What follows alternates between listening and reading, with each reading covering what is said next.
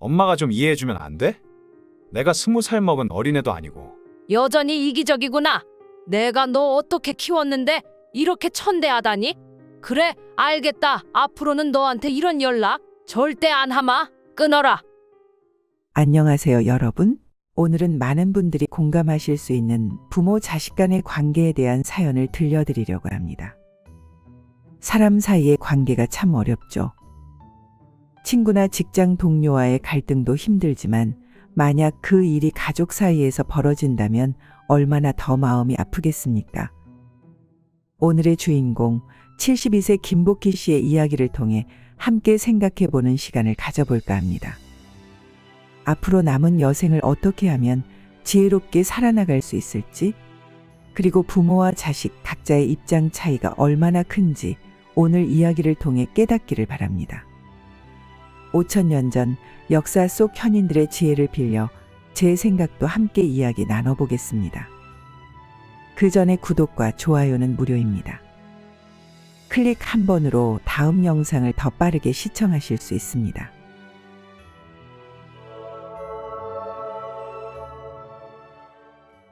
이야기 속주인공 72세 김복희 씨는 자식이 둘 있습니다. 올해 43살이 된 딸 문은주와 41 된 아들 문성진입니다. 남편은 아이들이 국민학교에 다닐 때 세상을 떠났습니다. 남편이 떠난 후 복희 씨는 아침 일찍 아이들의 도시락을 챙겨주고 학교에 보내자마자 생계를 위해 시장에 나가 반찬을 팔고 저녁 늦게야 집에 돌아오는 것이 일상이었습니다. 남편과 함께 나누던 고된 일을 혼자서 해야 하다 보니 삶은 참 치열하고 고단했습니다. 그래서인지 복희 씨는 자식들이 보통 사람들보다 더 애틋한 게 있나 봅니다. 아들과 딸이 결혼할 때 복희 씨는 감정이 북받쳐 눈물을 정말 많이 흘렸다고 합니다. 눈물의 이유는 부모 잘못 만나서 평범하게 살지 못한 건 아닌가 하는 미안한 마음도 있었고, 그동안 애써온 자식들이 이제는 스스로 가정을 꾸리게 되었다는 생각에 안도감도 있었습니다. 무엇보다 그동안 혼자서 힘들게 키워낸 자식들을 생각하면 스스로가 참 대견하다는 생각도 들었습니다. 그렇게 어찌저찌해서 아들, 딸 모두 서울에 직장을 다니고 가정을 꾸렸고, 저는 강원도 평창에 있는 한 시골 마을에서 홀로 살고 있습니다. 성진아, 엄마가 10일에 서울에 가서 병원에 들르려고 해. 10일이면 금요일이네요? 그날 집에 들러도 괜찮니? 바쁘면 그냥 검사만 하고 내려가려고. 아니에요. 와이프가 그날 오후에 집에 있을 거예요. 알고 있을게요. 그래, 그날 보자꾸나. 복희 씨는 한 달에 한 번 정도 서울에 올라갑니다. 자식들을 만나러 가기보다는 작년에 서울의 한 안과에서 백내장 수술을 받고 정기 검사 차원에서 들립니다. 예전에는 한 달에 한 번씩 가야 했지만 상태가 많이 좋아져서 이제는 6개월에 한 번만 와도 된다고 하더군요. 그래도 서울에 오랜만에 가면 아들, 딸네 집에서 하룻밤 묵고 오곤 합니다. 오고 갈 때는 시외버스를 타는데 왕복 4시간이 넘는 거리를 당일치기로 다녀오는 것은 무리라 자식들과 이야기 끝에 이렇게 하기로 했습니다. 10일 병원에 가는 날이 다가왔습니다. 복희 씨는 새벽부터 부지런히 준비를 마치고 집을 나섰습니다. 물론 보호자 없이 혼자 검사를 받아야 하는 상황이지만 이제는 익숙해져서 큰 어려움 없이 병원을 다녀옵니다.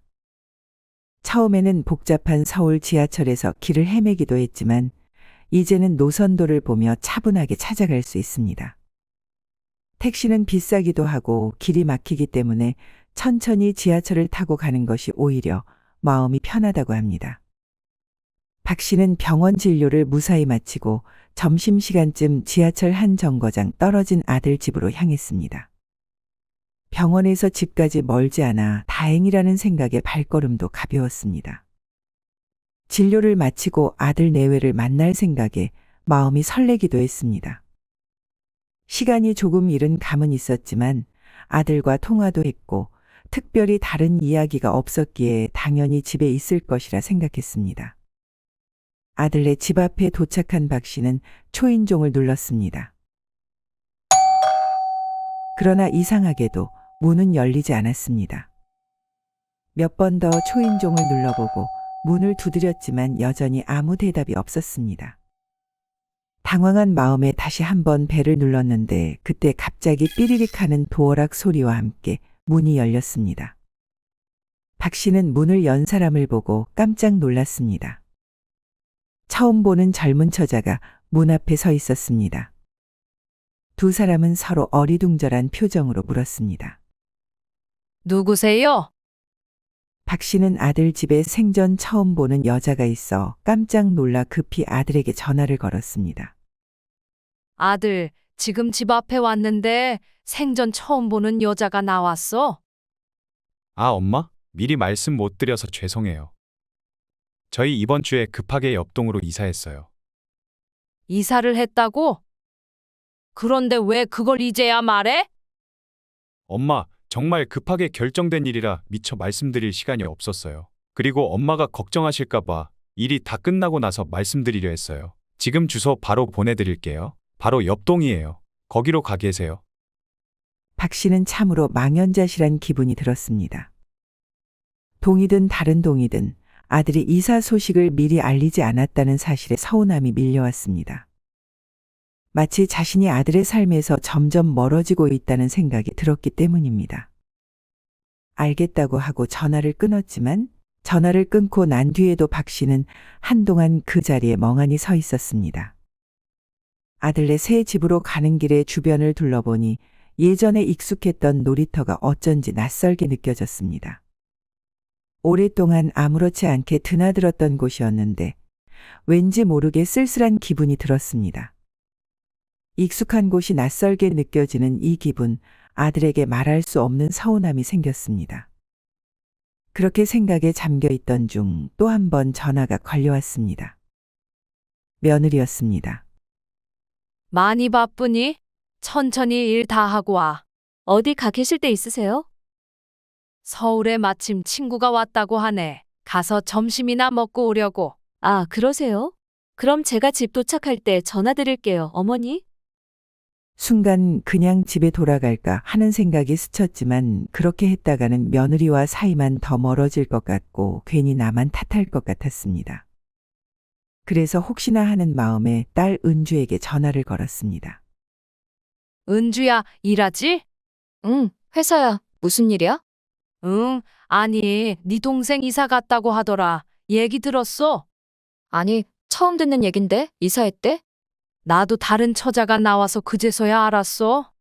옆 동네로 이사 갔다고 하는데 아까는 생전 처음 보는 여자가 나와서 어찌나 당황스럽던지. 성진이가 요즘 많이 바쁜가 봐. 아니, 아무리 바빠도 그렇지. 엄마가 온다는 거 뻔히 알면서 그걸 안 알려주면 어떡해. 생각이 있는 건가? 참. 그래서 지금 엄마 어디야? 놀라서 내려왔는데 마침 전화가 와서 늦게 끝날 것 같다고 도착하면 전화 주겠다고 하더라. 아니, 그게 말이야, 방구야? 비밀번호 알려달라고 해서 들어가 있어. 내가 전화해서 물어볼게. 아니야, 뭐 하러 그래? 너 같으면 시어머니가 집에 들어오면 좋아라 하겠어? 아무리 그래도 이건 아니지. 왜 맨날 그렇게 쩔쩔매고 있어, 답답하게. 내가 대신 전화해볼게. 아니야, 됐어. 다음에 만났을 때 다시 얘기해. 끊는다. 딸에게 괜히 신경을 쓰이게 한 것 같아 미안한 마음에 더 묻지 않고 황급히 전화를 끊었습니다. 이럴 줄 알았더라면 병원만 들렀다 집으로 돌아갈 걸 하는 후회가 밀려왔습니다. 병원보다 아들을 보는 것이 더 설레서 서울로 올 때는 발걸음이 가벼웠는데 지금은 그 발걸음이 천근만근이 된 기분이었습니다. 카페에서 커피 한 잔을 사서 들고 동네를 이리저리 기웃거리며 며느리의 전화를 기다렸습니다.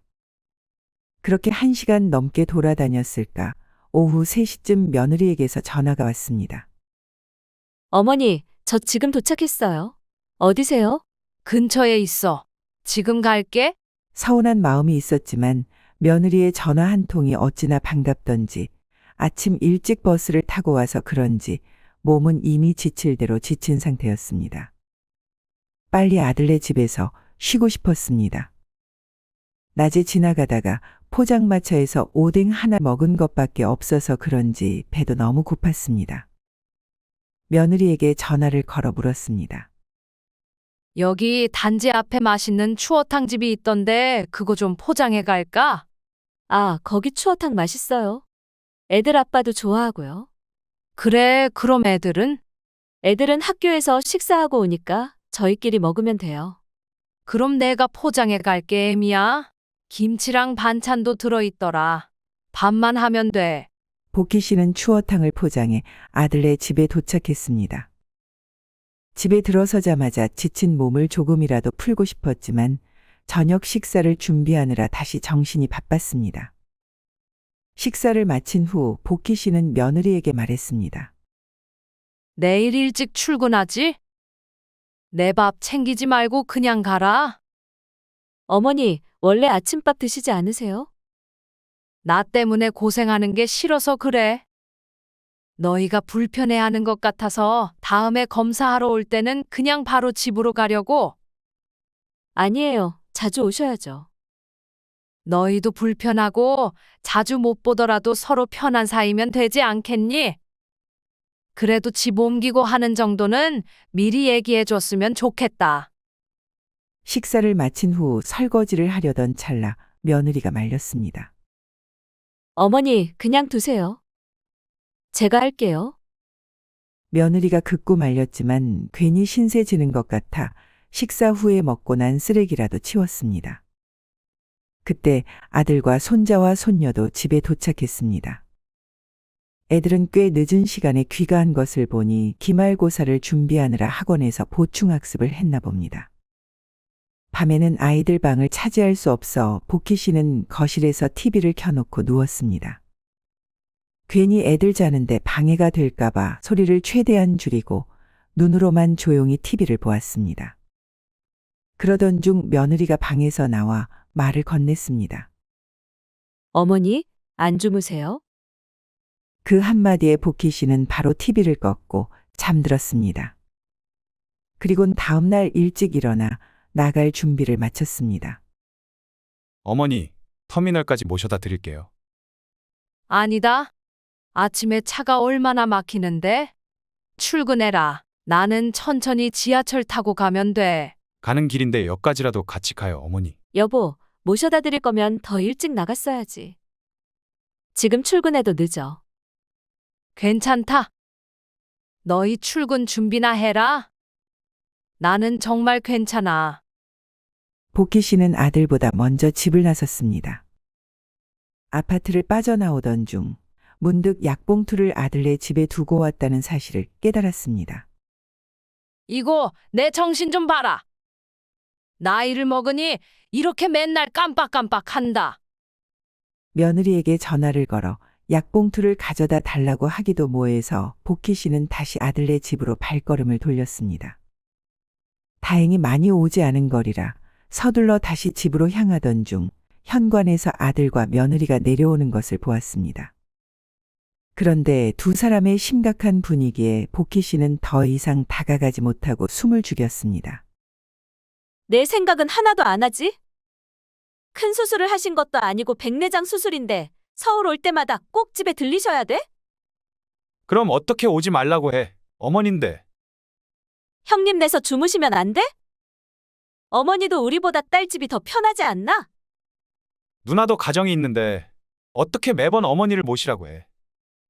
말이 되는 소리를 해야지. 복희 씨는 과거에 했었던 심한 간섭 때문에 며느리가 불편해했다는 걸 알고 있었지만 이렇게까지 싫어할 줄은 꿈에도 몰랐습니다. 며느리와 아들의 심각한 표정이 머릿속에서 계속 맴돌았고 복희 씨는 그 자리에서 움직일 수 없었습니다. 차라리 병원 근처에 집을 알아봐드리면 어때? 말이 돼? 그럼 그 집은 누가 매달 세낼 건데?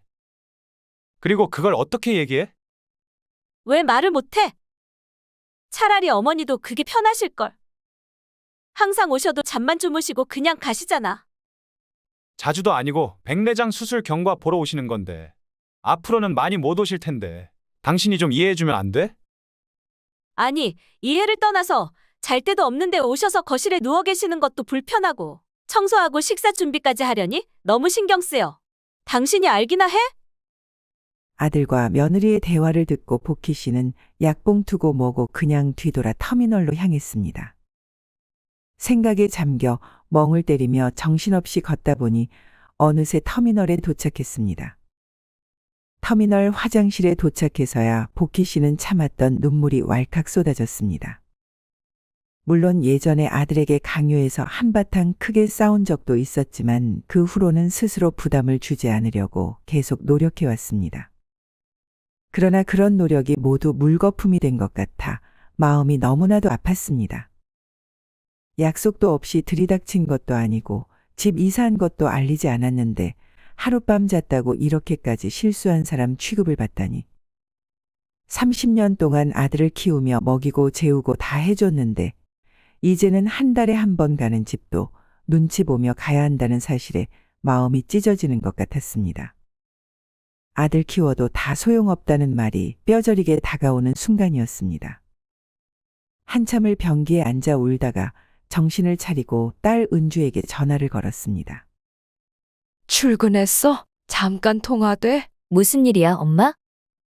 이제 서울 오면 너희 집에서 자려고 하는데 괜찮아? 왜?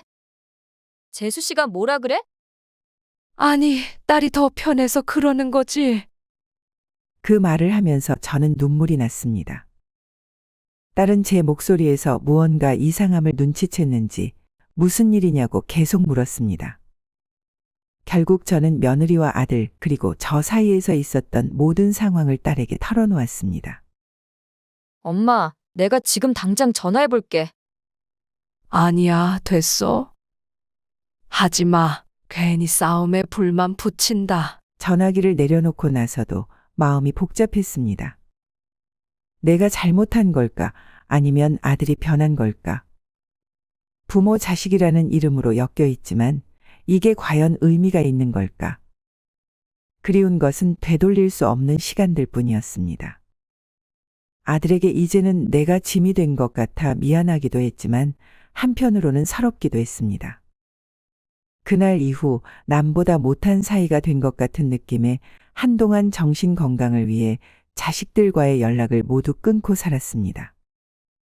1년이 지난 지금도 아들은 계속 전화도 하고 집으로 찾아오지만 제 마음속에는 아직도 미운 마음이 남아있나 봅니다.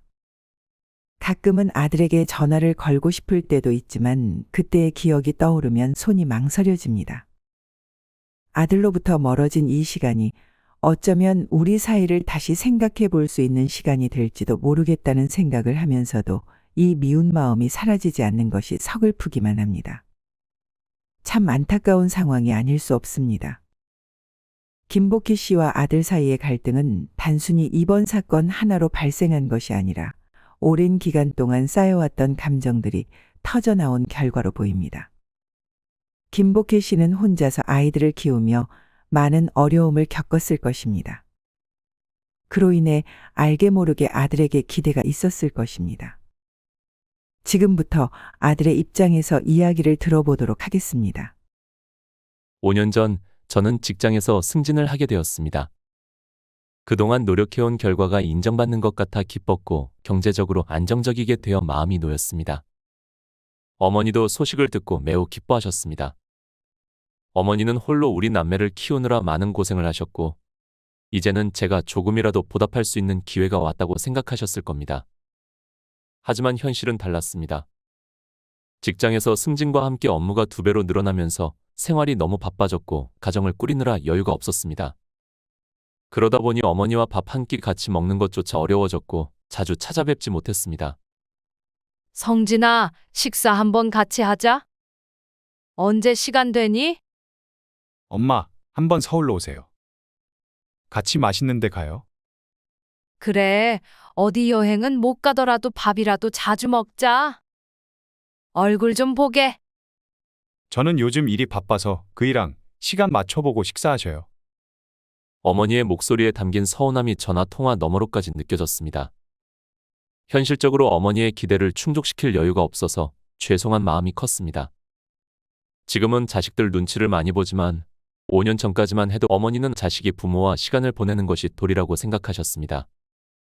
하지만 바쁜 생활 속에서 어머니와 시간을 맞추는 것이 쉽지 않았습니다. 그러던 어느 날 어머니는 아내와 둘이 외식을 하게 되었습니다. 그런데 집에 돌아온 아내의 표정이 무거웠습니다. 여보, 어머니랑 무슨 일 있었어? 아니, 어머님께서 아들이랑 같이 밥을 먹어야지. 며느리랑 둘이 먹는 게 무슨 의미냐고 하시더라고. 시간이 없어서 그런 거 뻔히 아시면서 왜 그러실까? 요즘 정말 바쁜데.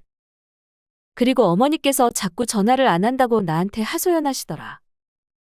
3일에 한 번이라도 전화해달라고? 여보, 어머니가 혼자 계셔서 외로우신 것 같아. 그 말을 듣고 저는 마음이 무거워졌습니다. 어머니가 외로움을 많이 타신다는 것을 알면서도 바쁜 일상 속에서 자주 연락하지 못한 것이 죄송했습니다. 하지만 동시에 어머니의 지속적인 관심과 요구가 저와 아내에게 점점 부담으로 다가오는 것을 느끼고 있었습니다. 어느 날 저녁, 저는 하루 일과를 마치고 집에서 식사를 하던 중 어머니에게서 또 전화가 왔습니다.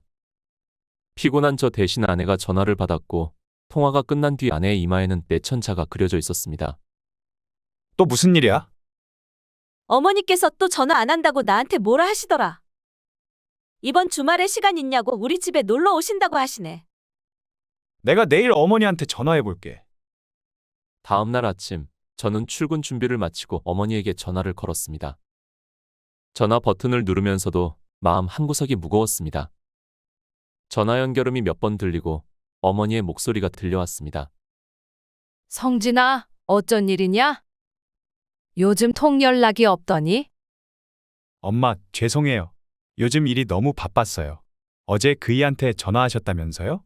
그래, 네가 바쁜 건 알지만 잠깐 통화도 못하니? 내 생각은 아예 안중에도 없구나, 이제? 엄마, 저 요즘 집에 오자마자 너무 피곤해서 침대에 골아 떨어져요. 승진하고 일이 2배로 늘어서 엄마뿐만 아니라 그이 전화도 잘 못 받을 정도라고요. 그래, 바쁜 건 이해하지만 네가 잘 지내는지 궁금하기도 하고 카톡으로라도 죽었는지 살았는지 안부 문자라도 남겨주면 좋잖아. 카톡은 하잖아요. 누가 들으면 제가 불효자식인 줄 알겠어요. 엄마, 글씨도 잘 안 보여서 30분 넘게 열심히 글 써서 보내면 이틀 지나서야 답장하면서 그게 무슨 연락이니? 엄마가 좀 이해해주면 안 돼? 내가 20살 먹은 어린애도 아니고. 여전히 이기적이구나. 내가 너 어떻게 키웠는데 이렇게 천대하다니? 그래, 알겠다. 앞으로는 너한테 이런 연락 절대 안 하마. 끊어라. 어머니는 마음의 문을 닫아버렸고 전화를 일방적으로 끊어버렸습니다. 저 역시 더 이상 어떻게 해야 할지 알 수 없었습니다. 일과 가정 그리고 어머니 사이에서 갈등하는 현실에 지쳐갔고 그렇게 그냥 시간이 흘렀습니다. 복희 씨는 그 후로 보이지 않는 마음의 벽이 생겼고 더 이상 자신을 이해해주지 않는 자식들에게 기대하지 않기로 마음을 굳혔습니다. 자식들에게 먼저 연락하는 일도 최대한 줄이려 했고 더 이상 상처받지 않기 위해 스스로를 감추기 시작했습니다. 그러나 자식들과의 관계를 완전히 끊어내는 것은 천륜을 끊는 일이지 않습니까? 이는 복희 씨에게 너무나도 어려운 일이었습니다.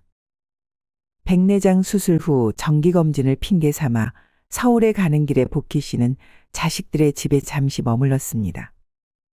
집에 갈 때마다 복희 씨는 가슴속에 묻어둔 서운함과 그리움을 애써 숨기고 마치 아무 일 없다는 듯이 자식들을 대했습니다. 자식들이 불편해할까봐 미리 연락하지 않고 불쑥 방문하는 일도 없었습니다. 대신 사전에 약속을 잡고 최대한 짧게 머물며 자식들에게 더 이상 상처를 받지 않으려 했습니다. 하지만 제대로 풀리지 않는 감정들이 켜켜이 쌓여 결국 터질 것이 터지고 말았습니다. 서로 대화만 잘했어도 이 사태까지 나진 않았을 텐데 말입니다. 김복혜 씨는 남편 없이 자식들을 홀로 키우며 힘든 시간을 보냈습니다. 자식들이 결혼한 후에도 자식들과 관계를 잘 유지하기 위해 끊임없이 노력해왔습니다. 하지만 자식들이 그 기대에 부응하지 못할 때마다 복희 씨는 서운함과 소외감을 느꼈고 결국 스스로 마음의 벽을 세우게 되었습니다. 특히 아들이 이사한 사실조차 알지 못한 채 아들 집을 찾아갔을 때 느낀 그 서운함은 누구도 감히 공감하지 못할 정도일 것입니다. 여러분은 오늘 이야기를 통해 어떤 것들을 깨달으셨나요? 자식과 이렇게까지 되지 않기 위해서 우리는 무엇을 해야 할까요? 부모가 자식과의 관계에서 반드시 아셔야 할 3가지가 있습니다. 첫째, 기대를 줄이셔야 합니다. 부모는 자식에게 이유 없이 희생을 합니다. 그리고 그 대가로 자식에게서 관심을 돌려받길 바랍니다.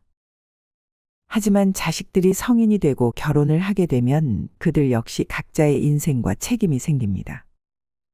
부모를 생각할 여유가 부족해질 수밖에 없습니다. 우리 역시 과거 부모님께 충분히 효도하지 못했던 때가 있지 않았습니까? 기대를 줄이고 자식들이 보여주는 작은 관심에도 감사하는 마음을 가지셔야 합니다.